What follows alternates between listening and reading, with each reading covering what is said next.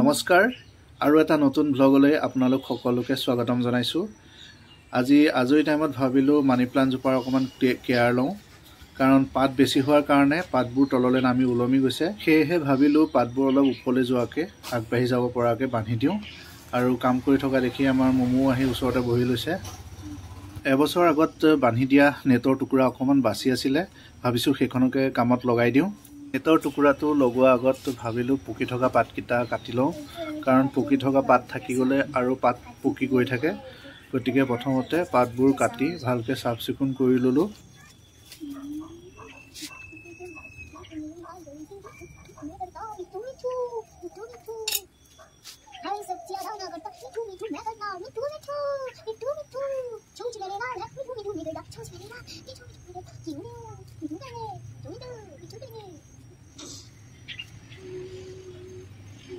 আৰু এবছৰত প্ৰায় 10 ফুট লম্বা হৈ গৈছে। পাতৰ সাইজটো বহুত ধুনীয়া হৈছে, ডাঙৰ হৈছে, আৰু কোনো ধৰণৰ মেডিচিন ব্যৱহাৰ নকৰাকে গছজোপা ইমান ডাঙৰ হৈ গৈছে। নেটৰ ৰিংটো বনাই হৈ গ'ল। এইটো ওপৰত এনেকৈ লগাই দিম, আৰু যিখিনি এক্সট্ৰা আছে পাত ওলমি আছে সেইখিনি অলপ কাটিং কৰি বেলেগকৈ লগাম। তাৰপিছত যিখিনি লম্বা হৈ আছে সেইখিনি ওপৰলৈ ইয়াৰ লগত নেটৰ লগত বান্ধি পুৰা ফিটিং কৰি দিম। চাওক কিমান দীঘল হৈ গৈছে। আৰু এয়া ওপৰত ৰিংটো লগোৱা হৈ গ'ল। এতিয়া প্ৰায় 5 ফুট 5 ইঞ্চি হাইটটো হৈ গৈছে। আৰু এতিয়া অলপ বালিয়া মাটিৰ প্ৰয়োজন হ'ব, কাৰণ টাবটোৰ মাটিখিনি তলত বহি গৈছে। অলপ বালিয়া মাটি দি দিম।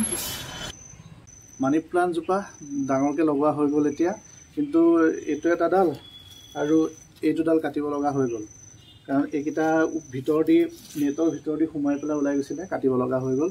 গতিকে এইকেইটা মই বেলেগকৈ কাটিং কৰি পেলাই ভিতৰত সজোৱাৰ ব্যৱস্থা কৰি আছোঁ, আপোনালোকক দেখাই আছোঁ। এয়া মানি প্লান্ট পূৰা ৰেডি হৈ গ'ল, ধুনীয়াকৈ লগাই দিলোঁ। এতিয়া অলপ পানী দি পেলাই চাফ কৰি দিওঁ, বহুত লেতেৰা হৈ আছে, চাফা কৰি দিওঁ। চিকু আঁতৰা, চিকু আঁতৰা, বহুত লেতেৰা হৈ আছিলে পাতবিলাক। এয়া চাফা কৰি দিলোঁ ধুনীয়াকৈ। মই কাম কৰি থকা দেখি আমাৰ চিকু আহি পেলাই বহি লৈছে ধুনীয়াকৈ। চিকু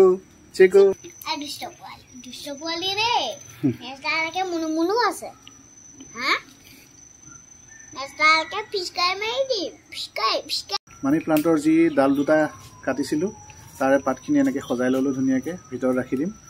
আৰু এয়া মমুৱে পানী দি আছে পূৰা। তেতিয়াহ'লে লগ পাম নতুন এটা ব্লগত। তেতিয়ালৈকে বাই বাই।